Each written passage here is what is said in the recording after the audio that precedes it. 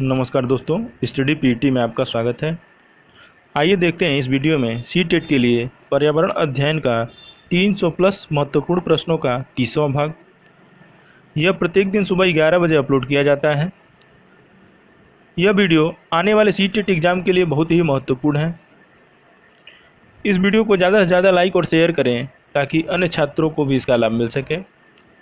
और यदि आप इस चैनल को पहली बार देख रहे हैं तो चैनल को सब्सक्राइब करके बेल आइकन को प्रेस कर लें ताकि जब भी कोई नया वीडियो अपलोड किया जाए तो सबसे पहले नोटिफिकेशन आपको मिले। इस 300 प्लस प्रश्नों को हल करने के बाद आप लोग सीटेट में पर्यावरण विषय में 30 में से 20 से 25 प्रश्नों को बहुत ही आराम से कर लेंगे, यह मेरा विश्वास है। पीडीएफ पाने के लिए हमारा Telegram channel study PET join करें, जहां सारे भाग का पीडीएफ उपलब्ध है। इस भाग का पीडीएफ डिस्क्रिप्शन बॉक्स में लिंक दिया गया है, वहां से डाउनलोड कर सकते हैं। अन्य कोई सुझाव हो तो कमेंट बॉक्स में सुझाव दें। तो आइए शुरू करते हैं। पहला क्वेश्चन, प्राथमिक कक्षाओं में पर्यावरण अध्ययन पढ़ाने के लिए निम्नलिखित में से कौन सा उद्देश्य संबंधित नहीं है?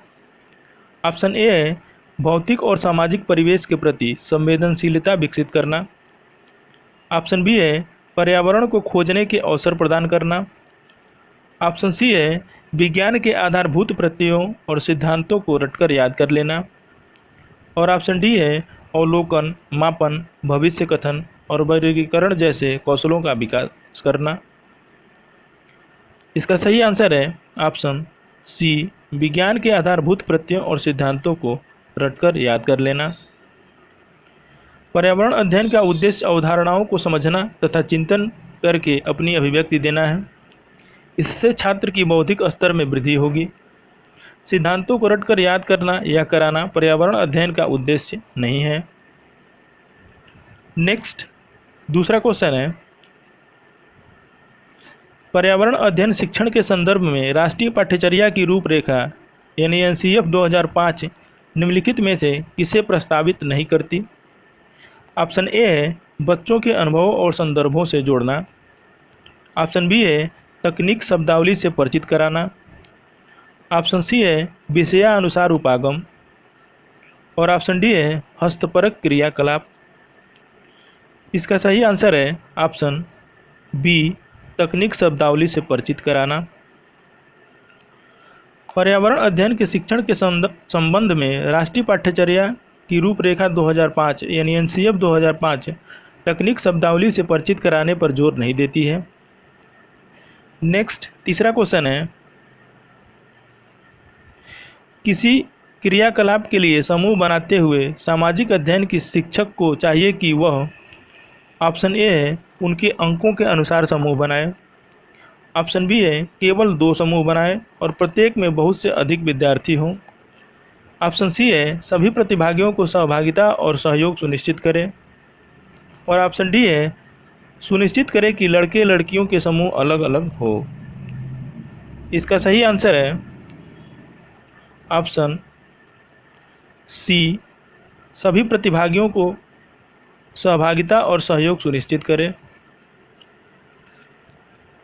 क्रियाकलाप के लिए समूह बनाते समय शिक्षक को चाहिए कि सभी प्रतिभागी आपस में मिलकर सहभागिता निभाएं तथा आपस में सहयोग करें। नेक्स्ट, चौथा क्वेश्चन है, पर्यावरण अध्ययन की एक शिक्षिका निम्न कारणों से अपनी कक्षा का प्रारंभ कुछ मुख्य प्रश्न पूछते हुए करती है।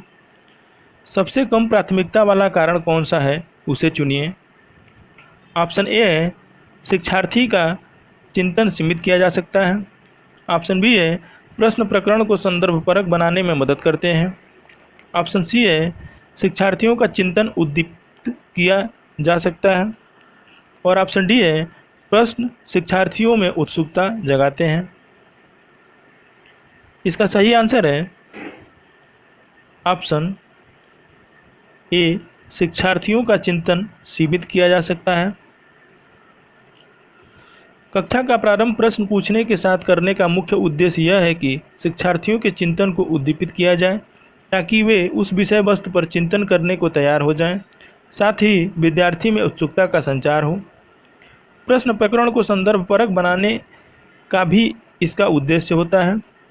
प्रश्न पूछकर शिक्षार्थियों का चिंतन सीमित करना उद्देश्य नहीं होता है। नेक्स्ट 5वां क्वेश्चन है, निम्नलिखित में कौन सा कथन गलत है? ऑप्शन ए है फोटोकेमिकल धुंध में हमेशा ओजोन होता है। ऑप्शन बी है कार्बन मोनोऑक्साइड का जहरीला प्रभाव ऑक्सीजन की तुलना में हीमोग्लोबिन के लिए अधिक से अधिक आकर्षक है। ऑप्शन सी है सीसा ऑटोमोबाइल निकास का सबसे खतरनाक धातु प्रदूषक है। और ऑप्शन डी है इनमें से कोई नहीं। इसका सही आंसर है ऑप्शन डी, इनमें से कोई नहीं, यानी ये सब सही है। फोटोकेमिकल धुंध में हमेशा ओजोन होता है। कार्बन मोनोऑक्साइड का जहरीला प्रभाव ऑक्सीजन की तुलना में हीमोग्लोबिन के लिए अधिक से अधिक आकर्षक है। और सीसा ऑटोमोबाइल निकास का सबसे खतरनाक धातु प्रदूषक है। नेक्स्ट 6वां क्वेश्चन है, निम्नलिखित पर ध्यान दीजिए। इसमें पहला है साले गैस, दूसरा है कोयला तल मीथेन, तीसरा है सख्त बलुआ पत्थर और चौथा है मेथेन हाइड्रेट। इनमें से प्राकृतिक गैस के अपरंपरागत स्रोत कौन से हैं? ऑप्शन ए है पहला और दूसरा।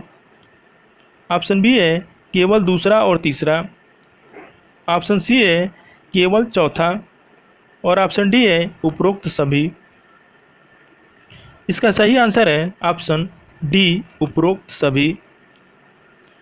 साले गैस, कोयला तल मीथेन, सख्त बलुआ पत्थर और मीथेन हाइड्रेट ये सभी प्राकृतिक गैस के अपरंपरागत स्रोत हैं। नेक्स्ट 7वां क्वेश्चन है, एक नवनियुक्त पर्यावरण अध्ययन के शिक्षक के रूप में पढ़ाने से पहले आपकी सबसे पहले प्राथमिकता होगी। ऑप्शन ए है पहले से पाठ्य योजना तैयार करना। ऑप्शन बी है शिक्षार्थियों के पढ़ने के अनुसार नोट्स तैयार करना। ऑप्शन सी है कक्षा में धीमी गति से सीखने वाले शिक्षार्थियों की पहचान करना। और ऑप्शन डी है शिक्षार्थियों का समाज सांस्कृतिक प्रोफाइल या विवरण तैयार करना। इसका सही आंसर है ऑप्शन डी, शिक्षार्थियों का सामाजिक सांस्कृतिक प्रोफाइल या विवरण तैयार करना। शिक्षक के रूप में किसी व्यक्ति की पहली प्राथमिकता यह होनी चाहिए कि कक्षा में जो अलग अलग सांस्कृतिक तथा सामाजिक क्षेत्र के बच्चे की पहचान की जाए और उसे उन्हीं के अनुकूल शिक्षा दी जानी चाहिए ताकि बच्चों के अधिगम में किसी प्रकार का अवरोध उत्पन्न न हो। नेक्स्ट 8वां क्वेश्चन है, कक्षा 5 की शिक्षिका के रूप में आप ईंधन के संरक्षण प्रकरण को पढ़ाने के लिए निम्न में से किस संसाधन के उपयोग को सर्वश्रेष्ठ पाते हैं? ऑप्शन ए है पोस्टर। ऑप्शन बी है समाचार पत्र। ऑप्शन सी है संदर्भ पुस्तकें। और ऑप्शन डी है पाठ्य पुस्तकें। इसका सही आंसर है ऑप्शन बी, समाचार पत्र। ईंधन संरक्षण प्रकरण को पढ़ाने के लिए समाचार पत्र सबसे उपयुक्त सामग्री होती है क्योंकि समाचार पत्रों में तात्कालिक परिस्थितियों एवं उसके लिए किए गए कार्यों का विवरण दिया होता है, जिस कारण बच्चों में और अधिक वास्तविक ज्ञान की क्षमता का विकास होगा।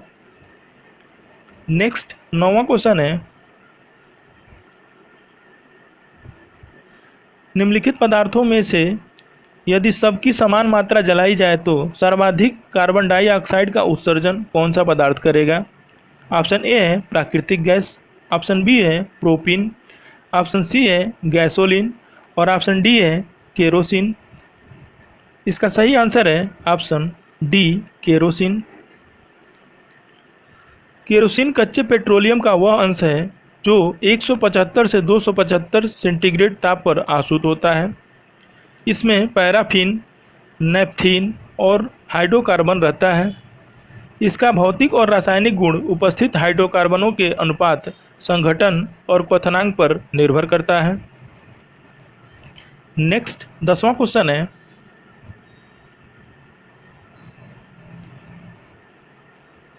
पर्यावरण अध्ययन की प्रकृति निम्नलिखित का समर्थन नहीं करती। ऑप्शन ए है बच्चे कम गलतियां करें। ऑप्शन बी है बच्चों को करके सीखने का अवसर मिले। ऑप्शन सी है बच्चों को खोज करने के लिए पर्याप्त स्थान मिले। और ऑप्शन डी है बच्चे बहुत से प्रश्न पूछें। इसका सही आंसर है ऑप्शन ए, बच्चे कम गलतियां करें। पर्यावरण अध्ययन के लिए बच्चों को स्वतंत्र वातावरण में अधिगम कराया जाना चाहिए। उन्हें शिक्षण भ्रमण भी कराया जाना चाहिए ताकि छात्र प्रकृति को प्रत्यक्ष अनुभव करें, जिससे बच्चे अपने मन में उत्पन्न समस्याओं के समाधान के लिए शिक्षक से प्रश्न पूछ सके।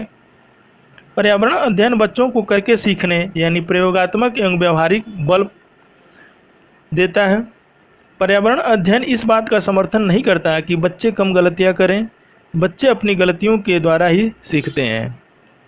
इस वीडियो को ज़्यादा से ज़्यादा लाइक और शेयर करें ताकि अन्य छात्रों को भी इसका लाभ मिल सके, जो कि आने वाले सीटेट एग्ज़ाम के लिए बहुत ही महत्वपूर्ण है। अन्य कोई सुझाव हो तो कमेंट बॉक्स में सुझाव दें। धन्यवाद।